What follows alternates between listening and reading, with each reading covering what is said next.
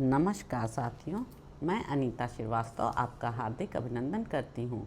महर्षि वेदव्यास द्वारा रचित महाभारत के 174वें अध्याय में आज का प्रसंग है वशिष्ठ जी के अद्भुत क्षमा बल के आगे विश्वामित्र जी का पराभव।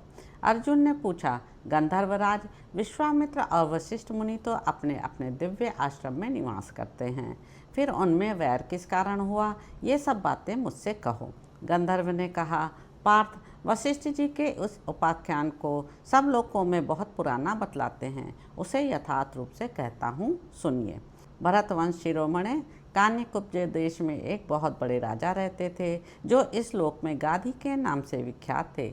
वे कुशिक के औरस पुत्र बताए जाते हैं।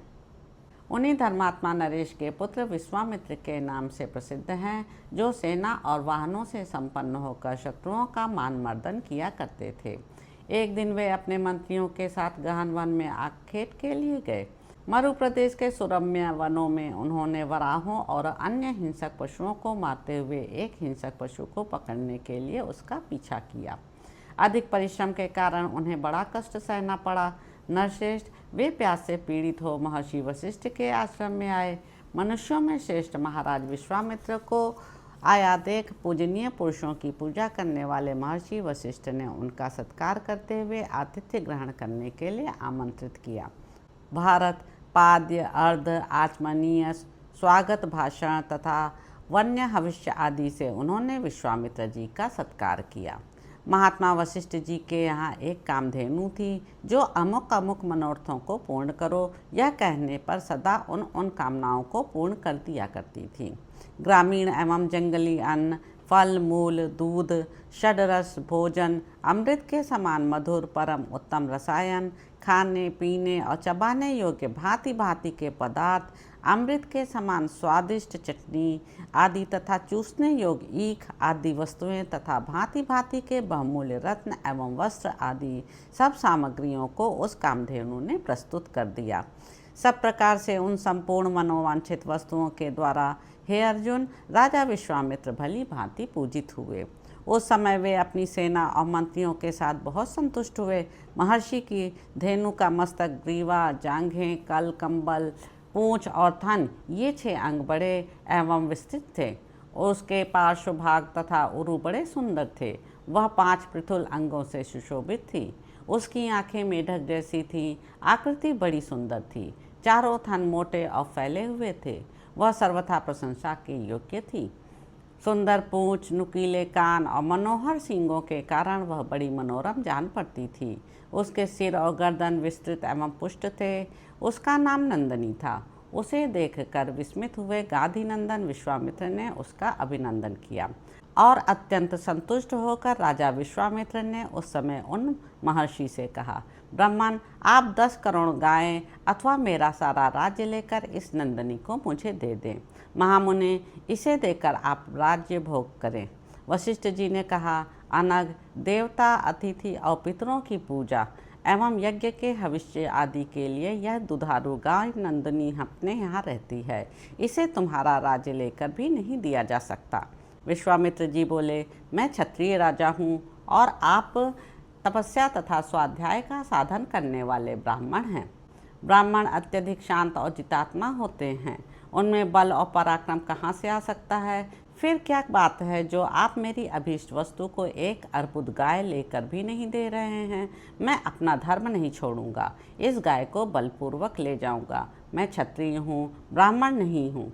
मुझे धर्मतः अपना बाहुबल प्रकट करने का अधिकार है। अतः बाहुबल से ही आपके देखते देखते इस गाय को हर ले जाऊंगा। वशिष्ठ जी ने कहा, तुम सेना के साथ हो, राजा हो और अपने बाहुबल का भरोसा रखने वाले क्षत्रिय हो। जैसी तुम्हारी इच्छा हो वैसा शीघ्र कर डालो, विचार ना करो। गंधर्व कहता है, अर्जुन, वशिष्ठ जी के यूँ कहने पर विश्वामित्र ने मानो बलपूर्वक ही हंस और चंद्रमा के समान श्वेत रंग वाली उस नंदनी गाय का अपहरण कर लिया। उसे कोड़ों और डंडों से मार मार कर इधर उधर हाँका जा रहा था। अर्जुन, उस समय कल्याणमयी नंदनी डकारती हुई महर्षि वशिष्ठ के सामने आकर खड़ी हो गई और उन्हीं की ओर मुँह करके देखने लगी। उसके ऊपर जोर जोर से मार पड़ रही थी, तो भी वह आश्रम से अन्यत्र नहीं गई। वशिष्ठ जी बोले, भद्रे तुम बार बार क्रंदन कर रही हो, मैं तुम्हारा आर्तनाद सुनता हूँ, परंतु क्या करूँ। कल्याणमयी नंदिनी, विश्वामित्र तुम्हें बलपूर्वक हर ले जा रहे हैं, इसमें मैं क्या कर सकता हूँ। मैं एक क्षमाशील ब्राह्मण हूँ। गंधर्व कहता है, भरतवंश शिरोमणि नंदिनी विश्वामित्र के भय से उद्विग्न हो उठी थी। वह उनके सैनिकों के भय से मुनिवर वशिष्ठ की शरण में गई।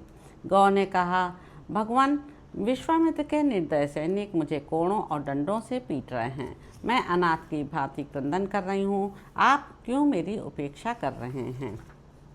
गंधर्व कहता है, अर्जुन, नंदिनी इस प्रकार अपमानित होकर करुण क्रंदन कर रही थी, तो भी दृढ़तापूर्वक व्रत का पालन करने वाले महामुनि वशिष्ठ न तो क्षुब्ध हुए और न धैर्य से ही विचलित हुए। वशिष्ठ जी बोले, भद्रे, क्षत्रियों का बल उनका तेज है और ब्राह्मणों का बल उनकी क्षमा है। चूँकि मुझे क्षमा अपनाए हुए है, अतः तुम्हारी रुचि हो तो जा सकती हो। नंदिनी ने कहा, भगवान, क्या आपने मुझे त्याग दिया जो ऐसी बात कहते हैं। ब्राह्मण, आपने त्याग ना दिया हो तो कोई मुझे बलपूर्वक नहीं ले जा सकता। वशिष्ठ जी बोले, कल्याणी, मैं तुम्हारा त्याग नहीं करता। तुम यदि रह सको तो यहीं रहो। यह तुम्हारा बछड़ा मजबूत रस्सी से बांधकर बलपूर्वक ले जाया जा रहा है। गंधर्व कहता है, अर्जुन, यहीं रहो। वशिष्ठ जी का यह वचन सुनकर नंदिनी ने अपने सिर और गर्दन को ऊपर की ओर उठाया। उस समय वह देखने में बड़ी भयानक जान पड़ती थी।